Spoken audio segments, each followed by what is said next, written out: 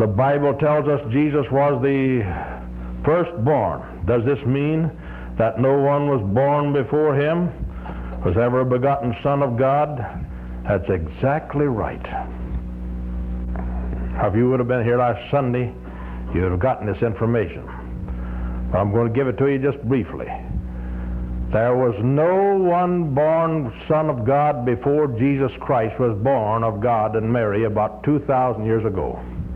There are 15 Old Testament predictions of the coming Son of God. God was to have a son.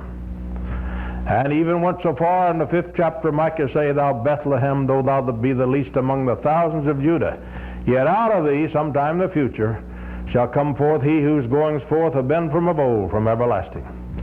And the Christmas story tells us plainly in the 1st chapter of Matthew that she was conceived with child by the Holy Ghost.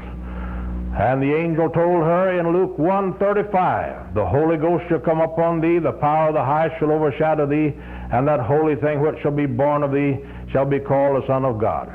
So in the 2nd Psalm, verse 7, Thou art my Son, this day have I begotten thee.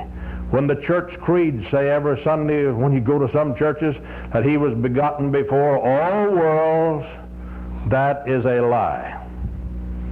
He wasn't begotten until the Holy Ghost came upon Mary and she conceived and brought forth her firstborn son, and God's firstborn and lastborn, but Mary's firstborn but not the lastborn. That's the difference between the two. And in the 2nd chapter of the book of Luke, verse 11, there is born this day in the city of David. So he said, Thou art my Son, this day have I begotten thee, and again I will be to him a father, and he shall be to me a son. And again when he bringeth his first begotten into the world, he saith, Let all the angels of God worship him. You'll find that in the 1st chapter of Hebrews, verses 5 and 6. There's a lot of fallacies in the world today, and I'm just now completing a book, 1,215 fallacies of the religious world. And this is just one fallacy. You've just got through with.